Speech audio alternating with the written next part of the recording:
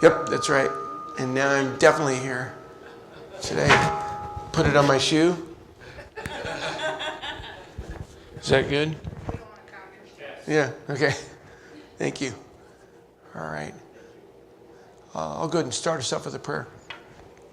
Dear Heavenly Father, we are grateful to be together this morning as brothers and sisters. We know that it's always an opportunity to help each other kind of get realigned and have clarity, and we're of course grateful for your word and how that provides the insight we need to kind of navigate our lives. We know we can always do better. We always have work to do, and we're grateful for your patience, and we thank you for your son and his sacrifice and all that means for us. We also ask you to be with us as we love people and all the things that can weigh on us. We know that you are more than willing to take them on your shoulders and to give us peace. Help us to pursue that more each day.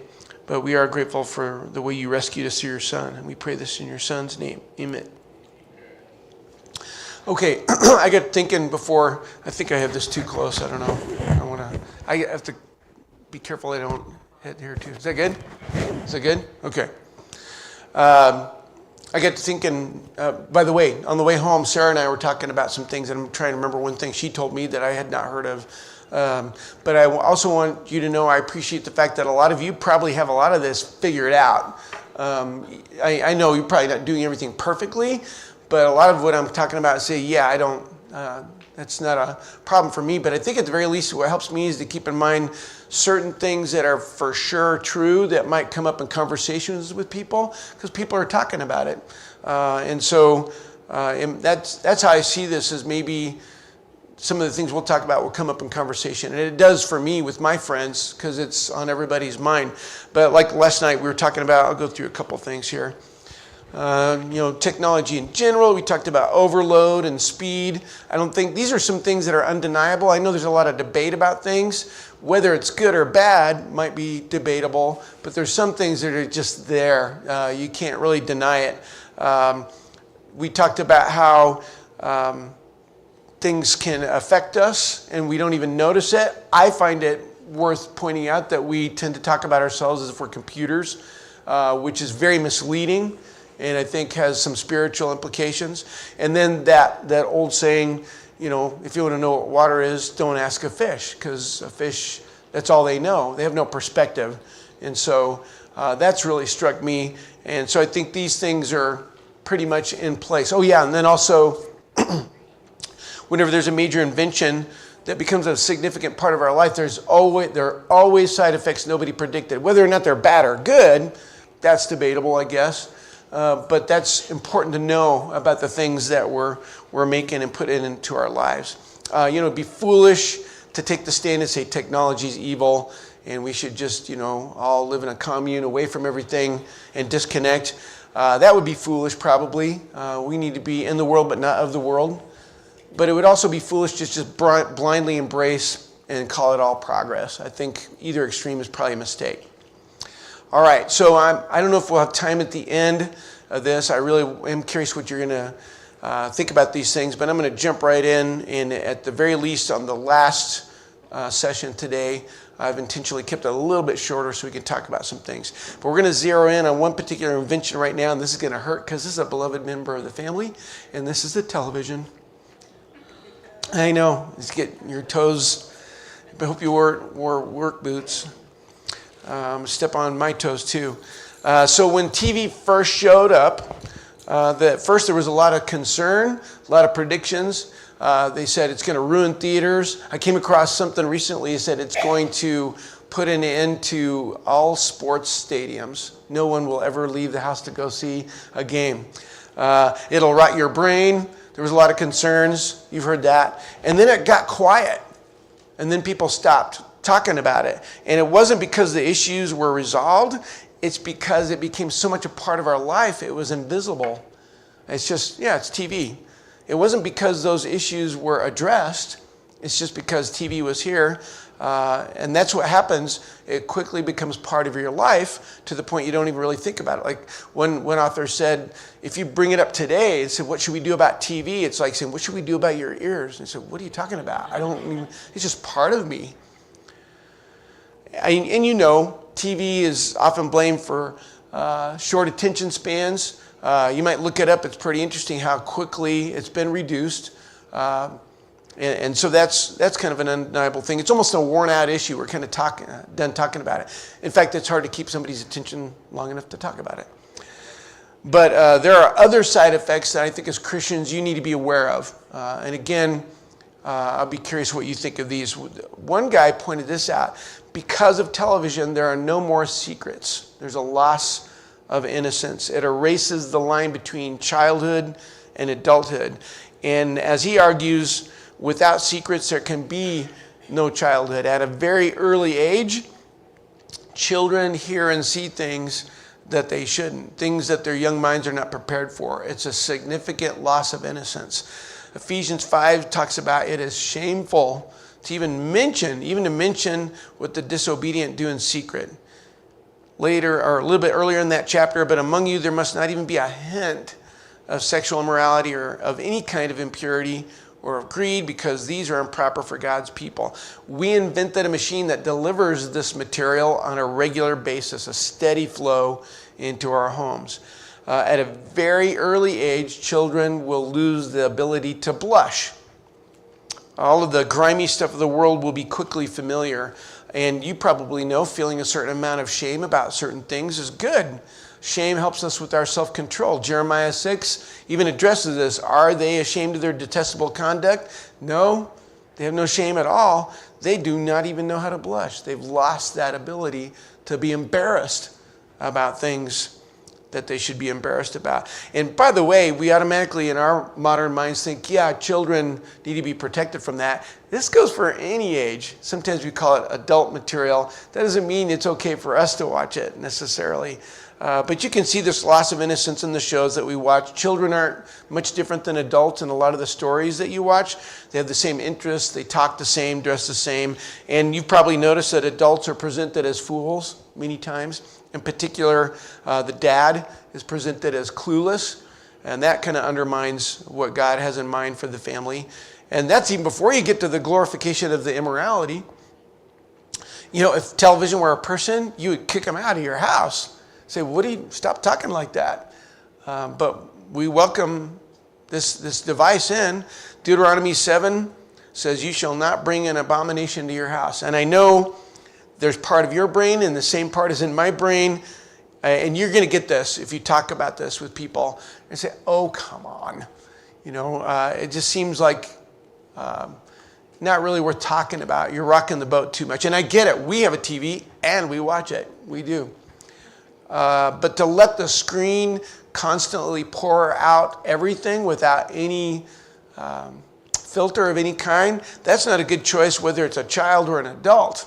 If you've never turned off the TV because of something that was on it, that's a good indication that something might be wrong. But we convince ourselves it doesn't matter. I remember sitting somewhere in a church building, and this may have happened recently or even like right now, and it's easy to hear him say, we need to be careful what we watch about the shows, and you kind of roll your eyes, at least kind of mentally, and we convince ourselves, and the reason I know this is because I've told myself this, we think we're the exception. It doesn't affect me. I don't listen to the lyrics. That's another issue right there. But we think, oh yeah, I watch this stuff, but it didn't really affect me. You probably know this. I think this is the most recent information. At the most recent Super Bowl, companies paid $7 million for 30 seconds of your attention. Billions of dollars of research has been in place to find out whether or not what you see and hear will affect your decisions. And they know that it does. That's why they spend billions of dollars doing it. If you think it doesn't matter what you watch, I've got 7 million reasons why you're wrong. It does, whether we feel it or not. And no one's saying to throw your TV away, but skip an episode. If an episode's going the wrong direction, you say, yeah, we don't need to be watching this, or not a show altogether. And there's even, strangely enough, technology has provided systems that can edit stuff for you. But there's got to be some kind of choice rather than just all of it coming your way. But that's That's something that TV does, is it kills innocence. You might find this worth knowing. It kills creativity. When children get bored, a stick becomes a sword, and a box becomes a castle, and the most famous, the floor becomes lava. Imagination is a vital part of brain development, and today, I heard this from a friend of mine who had several children, and he noticed it in his kids, but then a lot of the research has confirmed this. What happens is kids get bored, and right when their creativity is about to kick in, we turn on a machine that's creative for them. And that goes away. Because, wow, woe unto the person who is boring. And of course, I mean, this is a no-brainer, so to speak. Gaming systems kill creativity. I have a gaming system. I have many friends who game often. I'm not saying that's the culprit, but you need to know it has an effect. We may get to this later, but we have a generation growing up that has no stories to tell because they're inside gaming all the time, or other things. Television, here's another one. It shapes your sense of humor.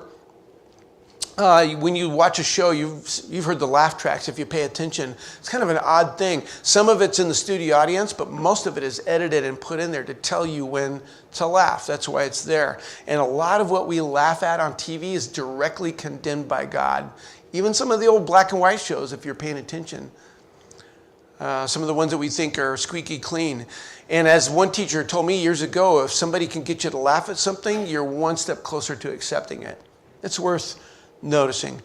Television interferes. You know, a family can share a program together, but it also has a tendency to separate us. We each watch our own show. There's a screen in every room. We're already noticing that in our house. Some of the older kids will watch something with them. The younger ones aren't as interested. And so we're already kind of seeing that begin to happen. And it's so easy for it to become everybody isolated in their own room with their own screen. I can't, it seems, all the stories I've heard, at least for us, when a family decides, let's do less screens and see what happens, that usually is a good move. And sometimes being bored is a good thing. But I think, and we're going to get to this later, some of us adults are the worst.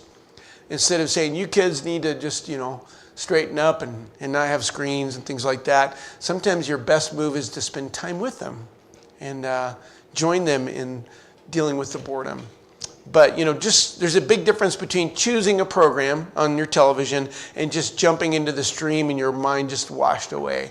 Television is designed, the main goal of television producers is to keep you from turning it off. That's all they care about. That's why nowadays one show goes right into the next.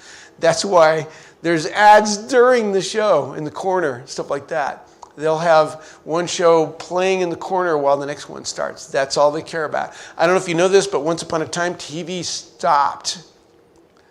They played the national anthem, and there was a flag, and then it stopped. Not anymore. Yeah, exactly. So, I mean, that idea would probably be quite a shocker to people today. TV has trained us to be constantly, and this one really gets to me, I guess, because I grew up watching a lot of TV like a lot of you. But this one has really stuck with me. I believe, based on what I've read, that TV has trained us to be constantly in need of being amused. We just have to be entertained all the time. And we determine the value of something based on its ability to amuse us, including the truth. There's a lot of Christian activity shaped by what entertains people. Let me make sure I get this right. Worship is based on what pleases people, and marketing the church as if it's a business. And it's just kind of assumed that God is okay with it. There was actually a poet in the 1st century, and he wrote this. So just to show you things are not any different. And I want you to know this, we are not in exceptionally spiritually dangerous times. God will always provide what we need, whatever comes our way. But like I say, we may be blind to a lot of things because we're in it. But this is what the poet said in the 1st century. The people who once upon a time handed out military command, high civil office, legions, everything, now restrains itself and anxiously hopes for just 2 things: bread and circuses.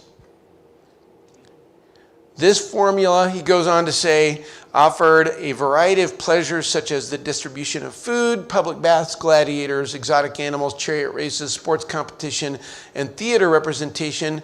It was an efficient instrument in the hands of the emperors to keep the population peaceful. And I'm not suggesting a conspiracy. I'm just saying that that's in play now. It's always been in play. Give me something to eat and keep me entertained, and I will just go to sleep. Seems to be the arrangement. At least I won't think too much. In fact, in some cases, you can do their thinking for them. Television is our own private circus. It's made us into potatoes, as they say. There are a lot of religious groups that are offering bread and circuses, and it's possibly because we have a machine that is designed to amuse us nonstop. They don't care about the content. They just don't want you to turn it off. And you should probably know something else about this word that we keep using, the word amuse. To explain this, you go to the word theist. That means someone who believes in God. That's what a theist is. If you put an A in front of it, an atheist, that means the exact opposite, someone who doesn't believe in God. Muse means to think. You put an A in front of it, you do the math. That's what it means, to stop thinking.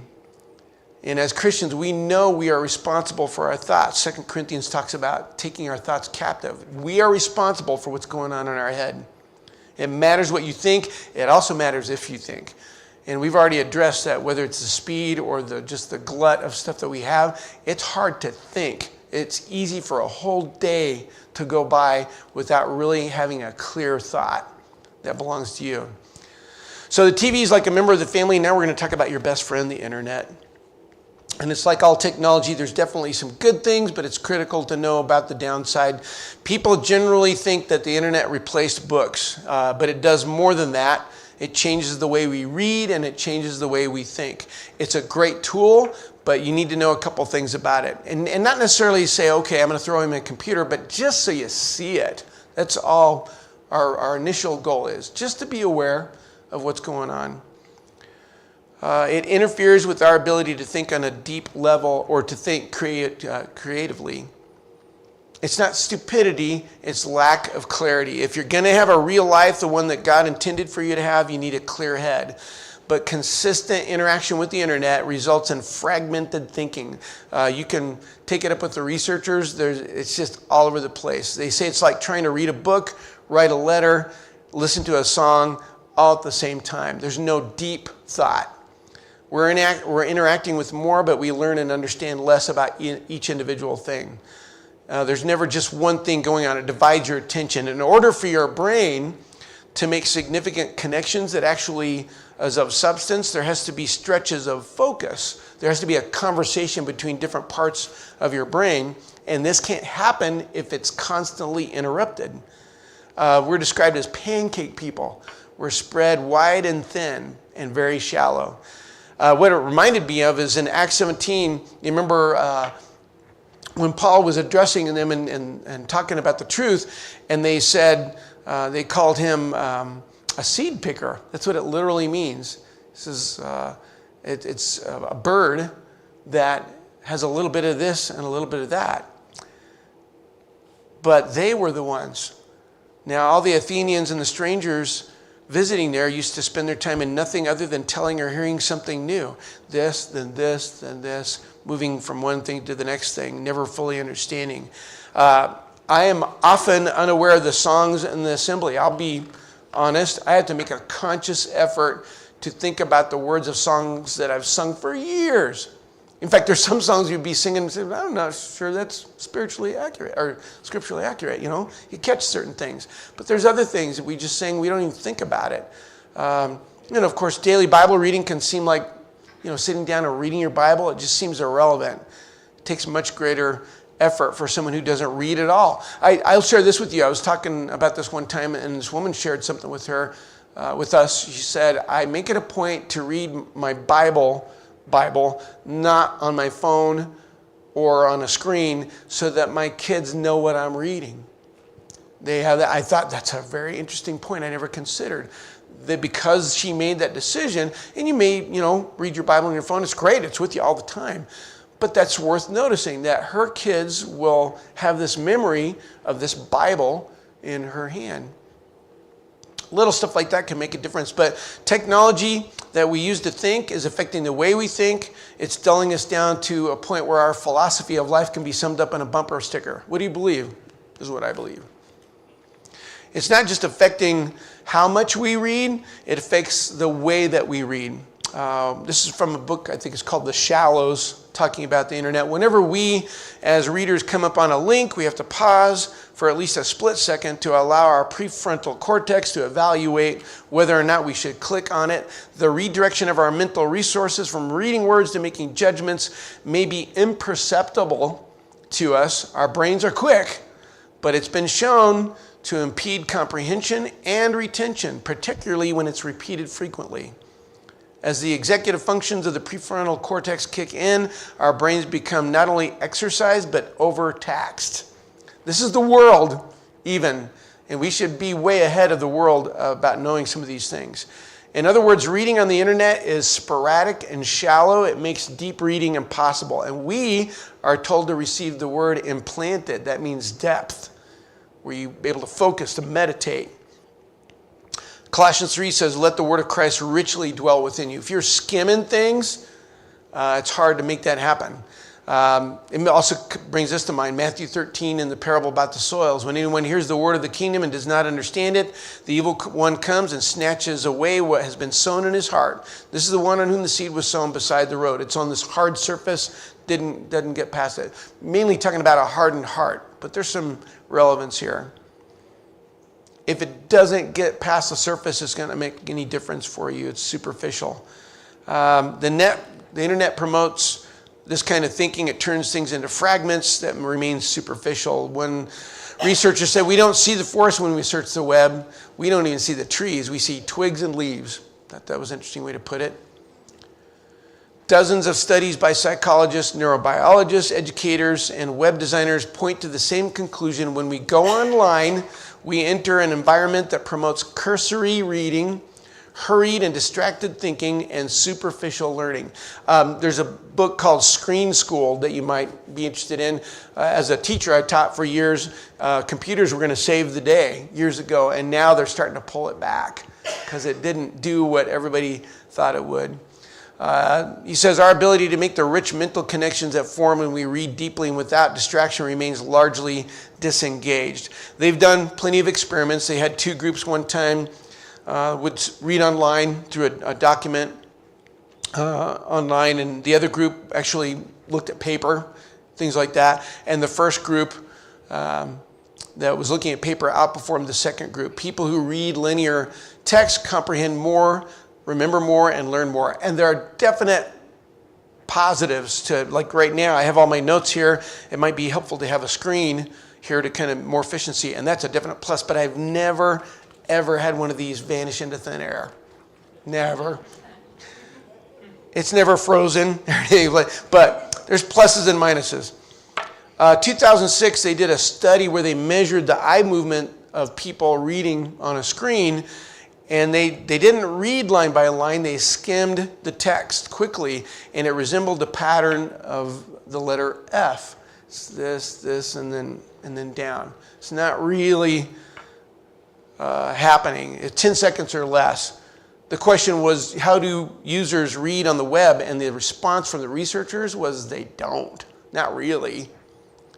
There's nothing wrong with browsing or scanning, but the tendency to be unanchored and drifting, your thoughts never really attached to anything of substance. If skimming is becoming our dominant form of reading, skimming the truth is not going to help anybody. Here's one. Some people say the internet is making us smarter.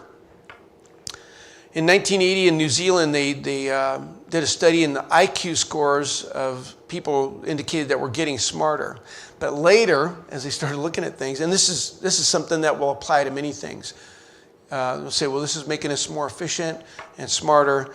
But in order to make that stick, you've got to change the definition of intelligence.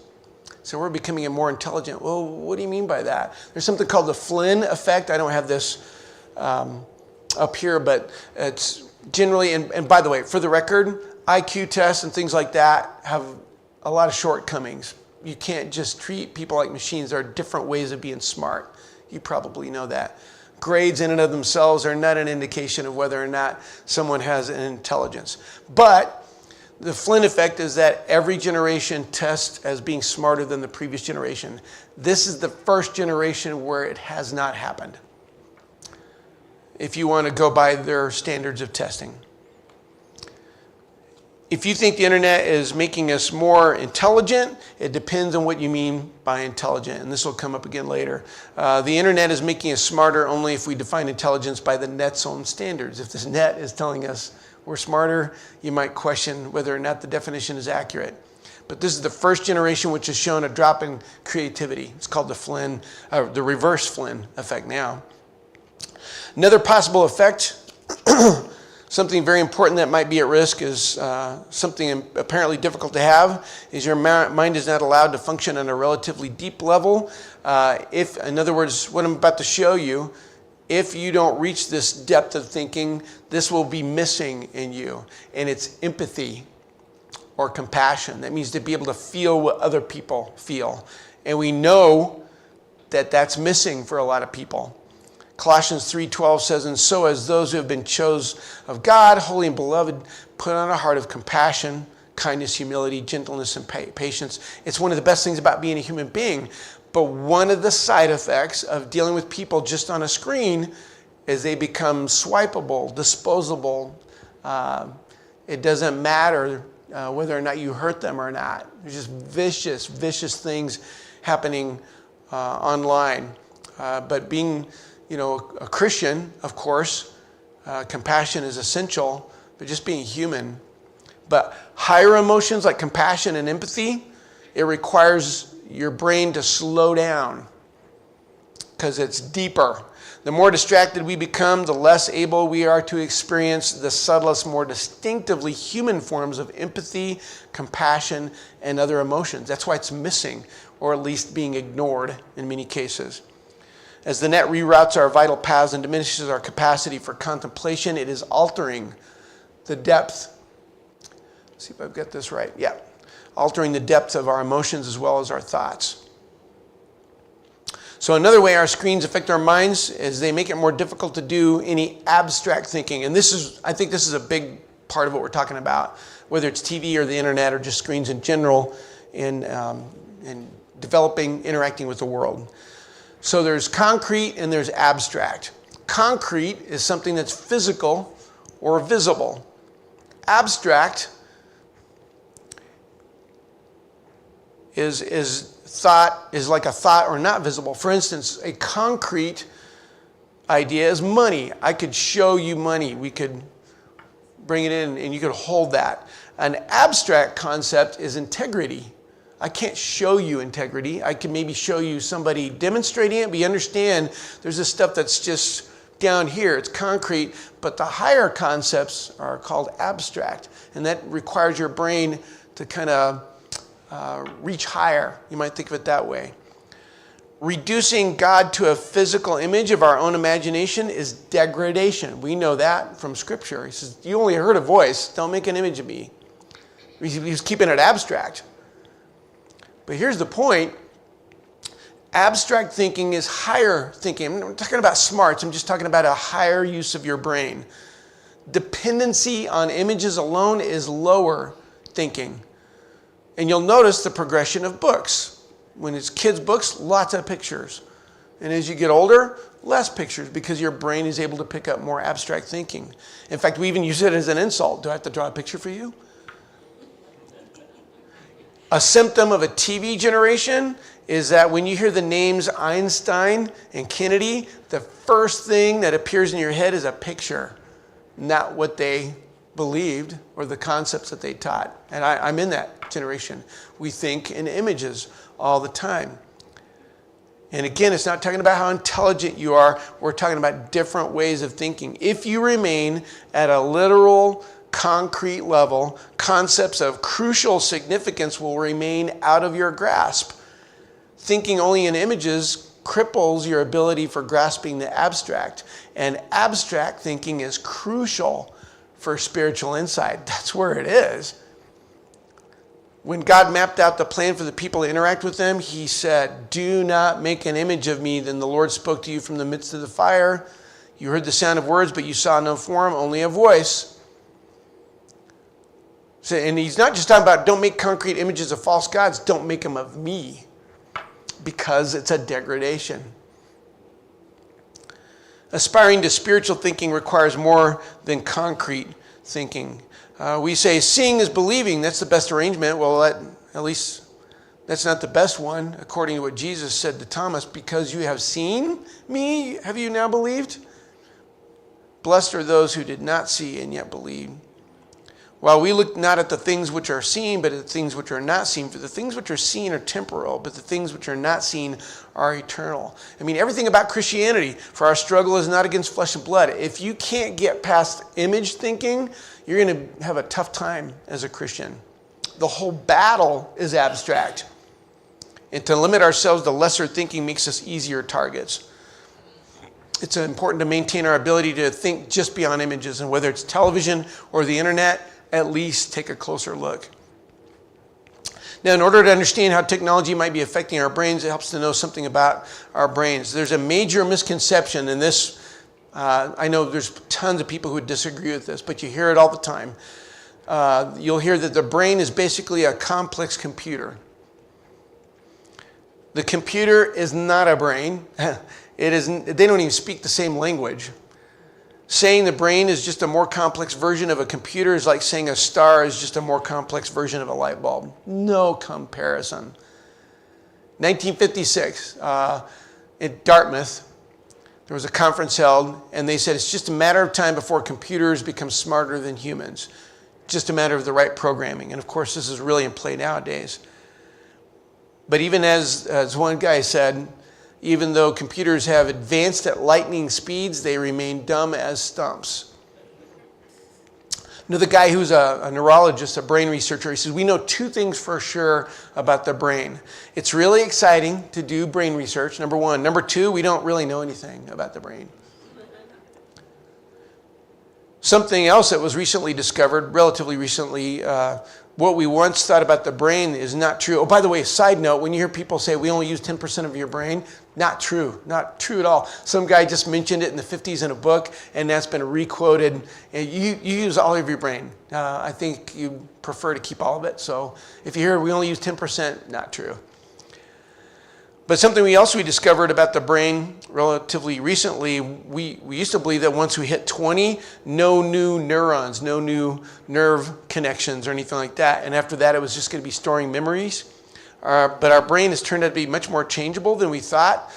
New neural circuits can be formed through your whole life, no matter how old you are. It's like they say it's like the effect of water, and we don't have time to talk about it right now, but it's like the effect of water on land. It cuts new channels. It takes effort to change your thinking, but you have the power to do that. God gave you that. Or it's like new road construction. You can build a new road, and it's called neuroplasticity. You might look into it. It diminishes when you get older, and it's because we get stuck in our ways. We've been building roads in a certain direction for a long time, so it's hard to reconstruct things. But that ability never goes away. You can always change your brain. It's breaking old connections and forming new ones. You're forming new nerve cells. And it doesn't take that much to start doing it, to change the pathways in our brains. Our ways of thinking, perceiving, and acting, we now know are not entirely determined by our genes, nor are they entirely determined by our childhood experiences. We change them through the way we live. Wow, that fits pretty easily with Scripture. There's a basic belief also floating around today that say, well, people can't change. They're a victim of genetics or their environment. It's not supported by the Bible. We're told, do not be conformed to this world, but be transformed by the renewing of your mind. You do it with the Bible. You go to the Bible, and that's exciting to think, I could change my brain structure by being around the Word and listening to what it has to say. The renewing of your mind is directly related to your capability with the Word. And that's why it's important whether or not you can get past concrete thinking. The condition of your mind is key. They did this. They did an experiment. They recruited people who had never played the piano, and they taught them to play a simple melody on the piano. And then they split that into two groups. One group practiced the melody on the piano 2 hours every day for 5 days. The second group only sat in front of the piano and imagined for 2 hours playing that tune. They didn't touch the keyboard. They did it for 5 days. And they measured their brain activity afterwards. They were exactly the same. Just thinking it changed their brains. It matters what we think and how we think. It's just like Jesus said in Matthew 5, he compared murder with hatred in our hearts and adultery with lust in our hearts. It's not only about what you do, it's about what's going on in your mind. And neuroplasticity indicates we can change our brains. It can also reveal how we end up locked into our behaviors. We never lose the ability to choose, but we can make some choices difficult for us. Hebrews mentions a side effect of sin, and it's hardening your heart. But encourage one another day after day, as long as it is called today, lest any one of you be hardened by the deceitfulness of sin. Research shows that you can lose certain paths in your brain. Circuits are kind of pruned away. Our mind tends to fall into trends, and the farther down a certain path we go, the harder it is to turn back. It's a hardening of your heart, your thinking. That's why some people who have been comfortably lost for years are almost impossible to reach. You can reach them. They still have that choice, but they're locked in, they're hardened. But this is a crucial fact because repentance literally means to turn around. If you can't change your thinking, that's going to be a problem. So one of the main side effects of TV and all our technology is we are incapable of comfortably sitting and doing nothing. It is almost impossible for people to do that. And I'm not talking about loitering or being lazy. I'm talking about just having a moment alone with your thoughts. You see it all over the place when people are standing in line. They don't even see the people next to them immediately. Look around you. It's always this, always.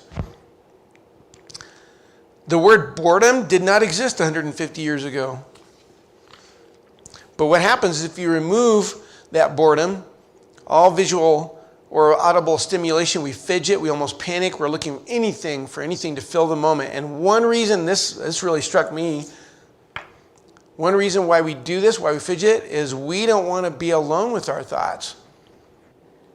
If the noise drops enough and if the speed slows enough, you might actually have to think about who you are and what you're doing and what lies ahead. Most people don't really want to do that. It's been called the fear of life. Because thinking about life eventually takes you down the road to the thought, I'm going to die. And people don't want to think about it. And so there's lots of ways to not. It's hard to think about the fact that we're going to die. It's unpleasant, so we constantly seek ways to distract ourselves from the awareness of our own mortality. Speed with the sensory rush it gives is our strategy for distraction. That makes it difficult for somebody who's a Christian to say, you know what, let's talk about you dying, because it's going to happen. Let's fix that problem.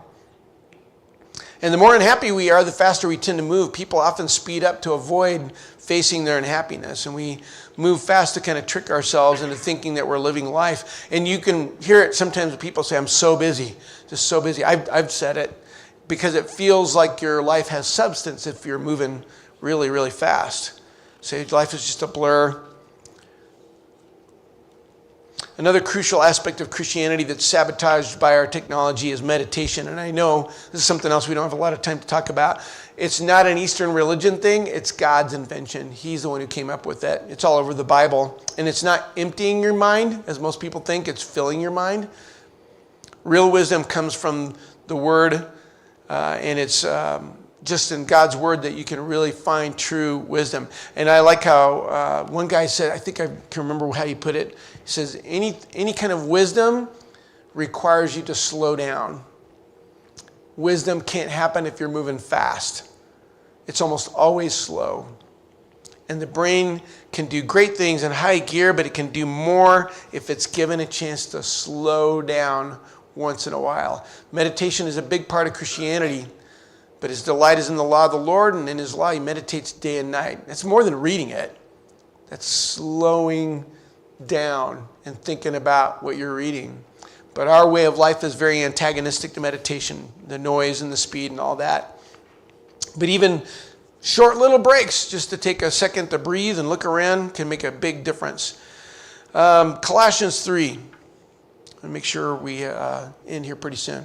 Therefore, if you've been raised up with Christ, keep seeking the things above where Christ is seated at the right hand of God. Set your mind on the things above, not on the things that are on the earth. So notice there's this upward movement. You're making progress. But notice it also says to set your minds. If you don't set your mind, there's going to be consequences. I heard a guy describe it, a Christian is kind of rowing upstream. You can't just stop because you won't stay put. It's got to be a constant effort to move forward.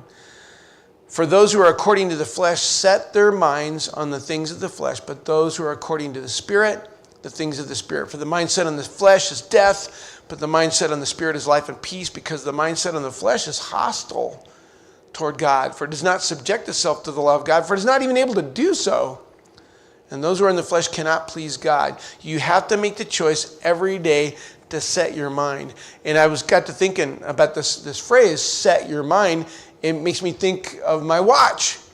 You know, this invention, clockwork is a good analogy. What you do, if you're going to set your watch, you have to look for a standard, right? You don't just say, oh, I feel like it's 10:45. I just strongly feel that way. No, you look for a standard. That's how you set your watch. You do the same thing when you set your mind. Say, okay, I need some kind of standard look to know where I am. And the only way to have that clarity that you need is to set your mind through prayer and through the Bible. That's what time it is, so to speak. Okay, you got 2 minutes to say anything, so you better hurry.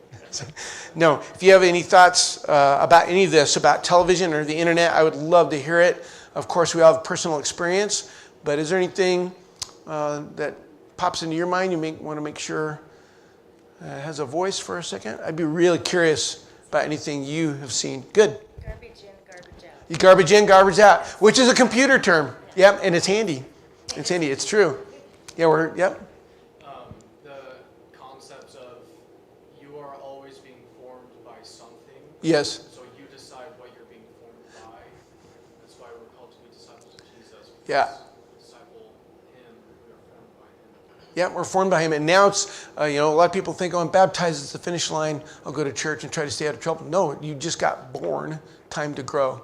And your choices will determine what happens from here and what you allow interact. Nehemiah is a great book to look at as far as protecting the gates of what you allow in. Another side thing is, we are trained to be consumers. It's really hard to be a producer. How's the world different today because you're here? Are you just eating stuff all the time? Is that all you do? Or are you going to make a mark? About the advertisements, being in the corner, they're doing product placements in the shows now. Oh, yeah, product placement. Oh, exactly. Yeah, it's just a really entertaining commercial. Yeah, and mentioning the Super Bowl, the commercials are better than the game anymore. Have you seen it? That's what we remember. I don't know who won, but did you see this commercial? Yeah. Yeah. No, you also notice this. It used to be they'd measure TV attention span studies would be how long a shot was. Was it 5-6 seconds? And then it got shorter. And now you watch TV now and you'll see that they intentionally do this with the camera to make it feel more like, if you pay attention to TV, it's kind of creepy what they're doing. But yeah, it causes you to keep your attention. Yep. Yes. It does studies on how quick those Really? things change. Yeah. And it's, and Yeah. luckily Christopher never watched Cocomelon. Right. Oh man, there's stuff that we're still figuring out for our kids and stuff I grew up with. And like I say, even if you don't change anything right away, at least be aware of what's going on. And I'm not a big fan of promoting conspiracies. It's just about money. They just want you to keep watching. They're not trying to brainwash you, but if it gets them money, they'll do it. So, but yeah. Well, back in the day, when they first started the movies, Yeah. they used to have subliminal messaging in there. Oh yeah. That they flashed the Yeah. popcorn Right. and Coca-Cola, Yeah. and we didn't even see it. Sure. On our brain side. Yeah. Then they realize they don't even have to be subliminal anymore. Just here you go. Yeah. Yeah. They just put it up Yeah. there. Well, because Yeah. legally Yeah. So now it's just floating up. I've noticed something with our kids. We once a week we watch a movie together as a family, and so once in a while I'll show them an old one, and in the olden days the movie didn't just start right away. It's like music and title to actors, and they're kind of like, when's the movie going to start? It's good, like 30 seconds, and the movie still hasn't started. So yeah, it's very, very, they got to grab you right away and pull you in. And like I say, even if you don't change anything, at least see it. I'll tell you this, it's kind of, if you think about it, MASH was a fun show, but it's kind of weird, I don't know if you ever thought about it, that there's a laugh track. Who's laughing? They're in Korea. What's going on? But it's to tell you, this is funny, and that's funny. Anyway, there's lots to talk about, but anything else you want to mention? Yeah. Back to TV. Okay. I mean, you can even, it's designed to sell and to attract your attention. Yep. And even when you look at old sitcoms, like Friends and Cheers, and it's about sex. Oh, yeah. I didn't even really realize that until Yeah. I became a Christian. And I'm going, it's all about sex. It's all about sex.